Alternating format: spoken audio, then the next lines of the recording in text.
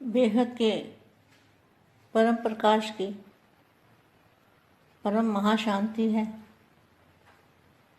बेहद के दिव्य परम प्रकाश की महाशांति है। बेहद की महाशांति है। बेहद के प्रकाश की परम महाशांति है। परम महाशांति है।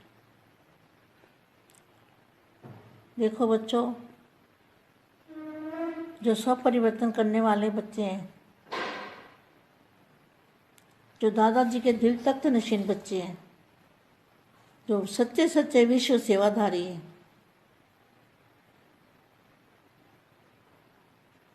सच्चे मन से बाप का साथ निभाने वाले और बाप और आप माइंड रूप में रहने वाले, बेहद के दादाजी के लाडले प्यारे बच्चे, ऐसे विशेष आत्माओं को, विशेष बच्चों को बेहद की माँ का याद प्यारा और नमस्ते। अब फिर मैं जो लिखा हुआ ज्ञान था मैंने बापू जी के द्वारा, आज फिर वो पढ़ने वाली हूँ। मुझे जो जहाँ से मिलता है, बापू जी के द्वारा जो मिलता है वो तो कहीं भी नहीं मिलता, उसको भी उठा लेती हूँ और बच्चों को बताती हूँ। वानियों में मिलता है, व्यक्त वानियों में, तो उसको भी उठा लेती हूँ, वो भी बच्चों को देती हूँ, समझाने की कोशिश करती हूँ। और आज के पुरुषार्थ में भी जो मिलता है, वो भी अच्छे शब्द कुछ मिलते हैं तो उनको भी मैं ले लेती हूँ। तो 205 नंबर का जो आज का पुरुषार्थ था, उसमें था कि जो शक्तियाँ हैं, शक्तियों से पर्दा उठ गया। तो पर्दा उठने का मतलब क्या है? जो पहले बंद दरवाज़ा पड़ा था, शक्तियों का दरवाज़ा बंद पड़ा था, वो बापू जी के द्वारा खुला ना। शक्तियाँ कहाँ पर हैं? कौन सी शक्तियाँ? कैसी शक्ति? उस शक्ति से होगा क्या? वो कौन सी पावर है जिसको शक्तियाँ बोलते हैं? और धारण कौन करेगा? जो बेहद की शक्तियाँ होंगी वही बेहद की शक्ति को धारण कर सकती है। साधारण आत्मा उस बेहद की शक्ति को, दादाजी की शक्ति को धारण नहीं कर सकती। तो पर्दा किनके लिए उठा है? जो बेहद की शक्तियाँ, चाहे उसमें पुरुष हो या नारी हो, कोई भी हो, आत्मा रूपी सब भाई भाई है। तो बेहद के दादाजी की जो शक्तियाँ हैं, उसके ऊपर से पर्दा उठ गया है। तो ये पर्दा उठा तो शक्तियाँ लेने वाले कौन हैं? बेहद के बच्चे जो हैं, बेहद की आत्माएं, वो इस शक्ति को धारण कर सकते हैं, उसको समझ सकते हैं और उदाहरण करके अपना फरिश्ता स्वरूप और आत्म स्वरूप की अनुभूति कर सकते हैं। जब कमज़ोर आत्मा होती है ना, तो उसको ज्ञान समझ में नहीं आता और ना ही अपनी शक्तियों का उसको पता लगता है, क्योंकि शक्ति है ही नहीं आत्मा में। आत्मा का दिया बुझा हुआ है, तो शक्ति कहाँ से आएगी? ना अपनी शक्ति है, ना धारण करने की पावर होती है। तो ऐसी आत्मा क्या है? सिर्फ बोलना और बुलवाना जानते हैं। क्या करते हैं? बोलना और बुलवाना और सुनना और सुनाना।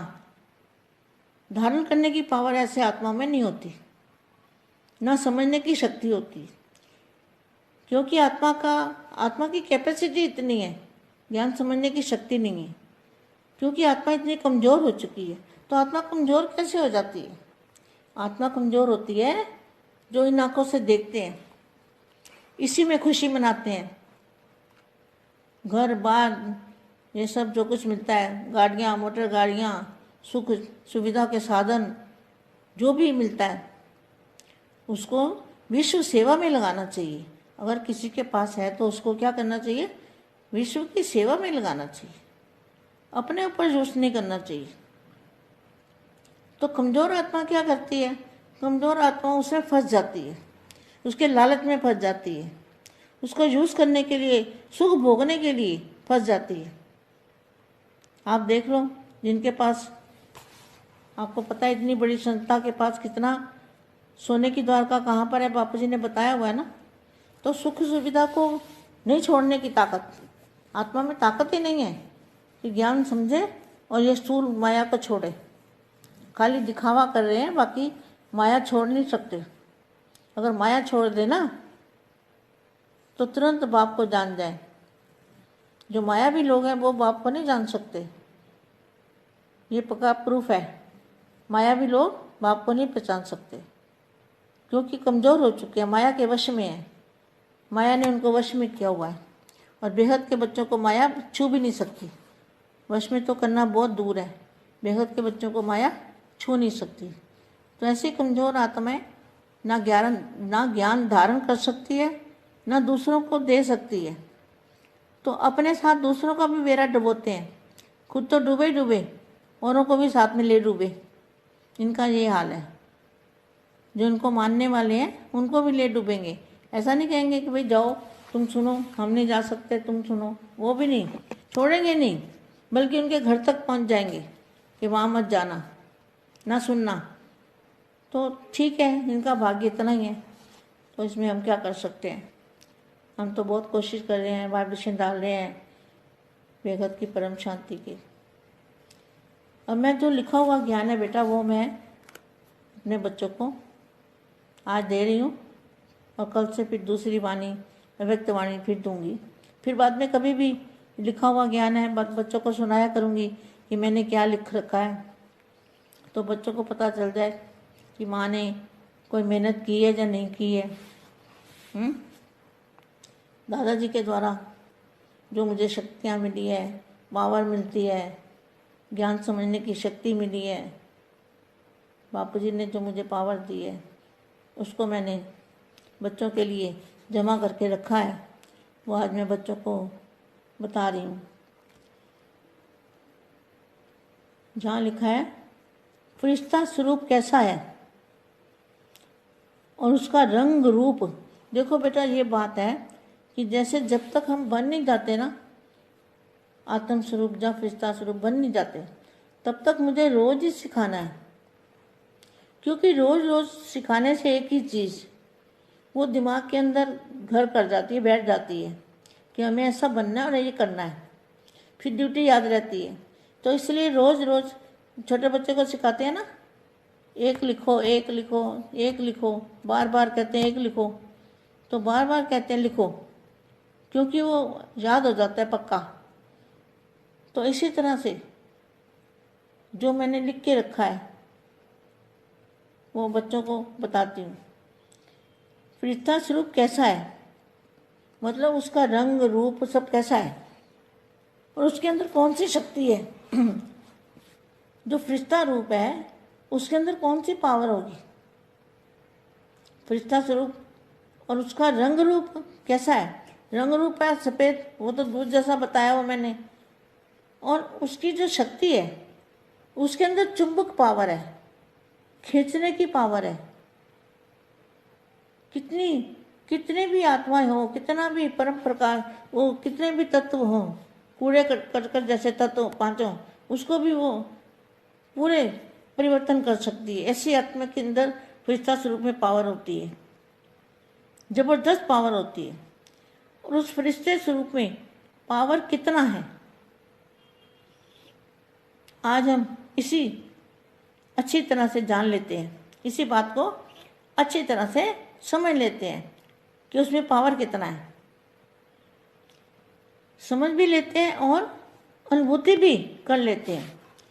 समझेंगे तो अनुभूति भी होगी, तो अनुभूति भी कर लेते हैं। और जब पावर कहाँ से आएगी और कैसे आएगी और उसको कैसे ले सकते हैं, ऐसा रूप कैसे बनेगा। बेहद की पावर जो बापू जी से लेंगे, दादाजी से कनेक्शन जोड़ के, और उनसे निराकारी रूप में पावर लेंगे ना, तो उस पावर से फरिश्ता स्वरूप बनेंगे। अविनाशी फरिश्ता स्वरूप, अविनाशी, जिसका कभी विनाश नहीं होगा, ऐसा फरिश्ता स्वरूप हमारे इस व्यक्ति के अंदर अव्यक्त बॉडी, अव्यक्त शरीर, वो ऐसा बन जाएगा अंदर, तब ये ऊपर वाला परिवर्तन हो जाएगा। तो अविनाशी फरिश्ता रूप का रियलाइजेशन करेंगे, उसका रियलाइजेशन करेंगे, महसूस करेंगे कि वो कैसा है, कैसा महसूस करेंगे, खुद के अंदर रियलाइज करेंगे। ये एक ठोस ग्रेविटी, ठोस ग्रेविटी किसको कहेंगे? जितनी हल्की चीज़ होती है, हल्की, बिल्कुल वेटलेस, उसका कोई वजन नहीं, क्योंकि वो परम प्रकाश है। तो वो ठोस ग्रेविटी बिल्कुल और हल्का, बिल्कुल हल्का, वो पावर का रूप होता है। पावर का रूप क्या है? एकदम हल्का, ग्रेविटी पावर, ग्रेविटी खींचती है अपनी तरफ। तो जो फरिश्ता रूप बनेगा, जैसे जहाँ कहते हैं ना, इस बंदे में बड़ा आकर्षण है, बड़ी खींच पड़ती है, बड़ा पावर है, उसके सामने तुम जाओगे तो तुम निसंकल्प हो जाओगे, तुम्हारे संकल्प बंद हो जाएंगे। अगर सामने वाली आत्मा में पावर ज़्यादा है तुम्हारे से, तो तुम उसको देखते ही निसंकल्प हो जाओगे, ऐसी पावर आ जाएगी। ये बहुत समझने वाली बात है। ये एक ठोस ग्रेविटी पावर है और बिल्कुल हल्की पावर का रूप होता है। उसके अंदर अरबों इंटू अरबों, अरबों इंटू अरबों, सूर्यों से भी ज़्यादा। ये सूर्य की तो बात ही नहीं है, वो तो अविनाशी सूर्यों की बात है। तो सूर्य से भी ज़्यादा, अविनाशी सूर्य से भी ज़्यादा चुंबकीय पावर होगी, बेहद के जो सूर्य मतलब जो हर ब्रह्मांड का मालिक होता है सेंटर पॉइंट में, तो उसका जो रचना आसपास होती है और बीच में सेंटर पॉइंट में वो मालिक रहता है उसका, हर ब्रह्मांड का।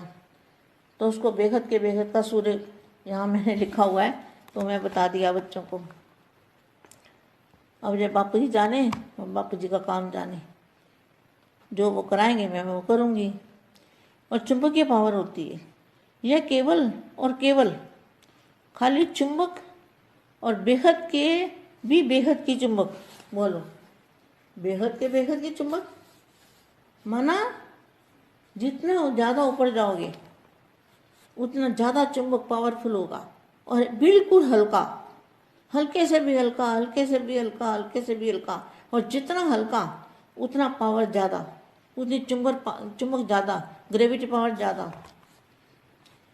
तो जैसे अपना ये स्टूल लाइट होती है, तो स्टूल लाइट के ऊपर जो अंदर करंट है, करंट की जो शक्ति है वो तो बिल्कुल वेटलेस होती है, उसका वेट नहीं होता।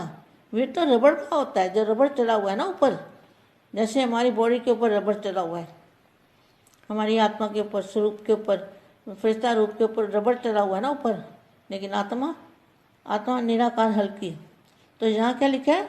बेहद की चुंबक का स्वरूप होता है।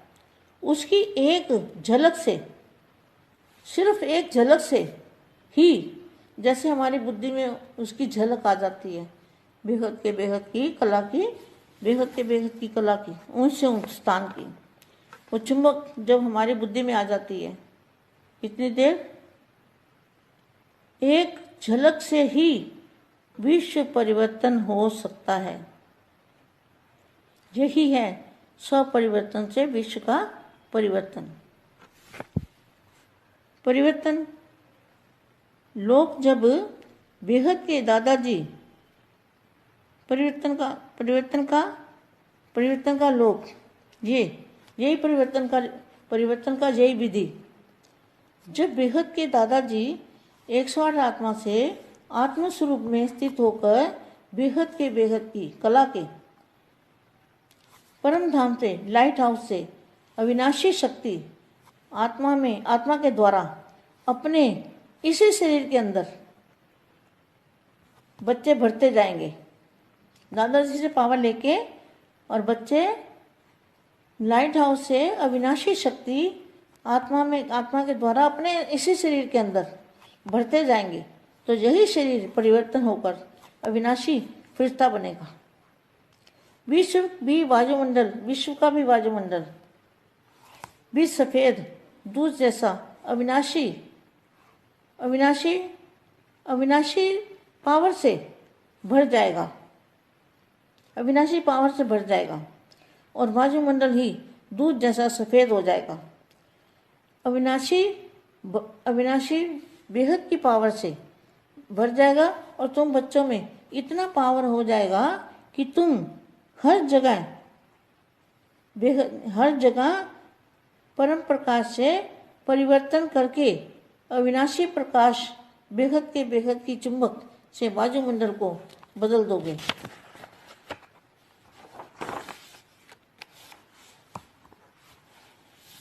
तो अविनाशी पावर को ही भरपूर कर सकते हो और करोगे भी। यही तो है जीते जी मरना, ना दुख ना सुख, बस बेहद की शांति। बापू जी तो अरबों खरबों पीढ़ियों से भी दूर, ऊंचे से ऊंचे परम धाम से आए हैं बेहद के बच्चों को लेने के लिए, और बेहद की पीढ़ियों से भी और बेहद की कलाओं से भी दूर से हमारे लिए बेहद के बापू जी धरती पर आए हैं। सिर्फ विश्व को बदलने के लिए बापू जी धरती पर क्यों आए हैं? विश्व को बदलने और अपने बच्चों को, जो छोटूराम बापू जी के बच्चे हैं, उनको लेने के लिए आए हैं। तो सिर्फ और सिर्फ विश्व को बदलने के लिए, परिवर्तन के लिए अब बेहद के बच्चों की जिम्मेवारी है कि अपना फरिश्ता रूप बनकर स्व परिवर्तन से विश्व परिवर्तन और परम धाम को यहाँ उतारना है। चाहे परम धाम को यहाँ उतारो, चाहे तुम वहाँ चले जाओ, बात तो एक ही है। बस बेहद के परम धाम में समझो मैं वहाँ ही हूँ, तो जहाँ ही बन जाएगा सब कुछ। तो मतलब सारा ही परम धाम, सब परम धाम बन जाएगा और मुक्ति और जीवन मुक्ति में सब चले जाएंगे। यह दुनिया का नाम निशान भी नहीं रहेगा। सब जगह बेहद की परम लाइट, परम प्रकाश से भर जाएगा सब कुछ बदल जाएगा। इस दुनिया का तो अंश मात्र भी कुछ नहीं बचेगा, सब परिवर्तन हो जाएगा। जैसे कोई एक बूंद होती है और महासागर के अंदर पानी को डाल दो, एक बूंद को बेहद के महासागर के अंदर उस बूंद को डाल दो तो बूंद दिखेगी, कहाँ चलेगी पता ही नहीं लगेगा। तो इसी तरह से ये जो हमारी मल्टीवर्स है, ये एक बूंद है, बूंद की भी बूंद है। तो इतने बड़े महासागर में जब ये बूंद चली जाएगी तो पता भी नहीं लगेगा कहाँ गई।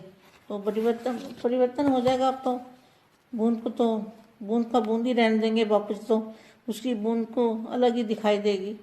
वो अपनी पावर से अपना बेहद का जो हमारा मल्टीवर्स है, जो हमारा ये बेहद का बन जाएगा।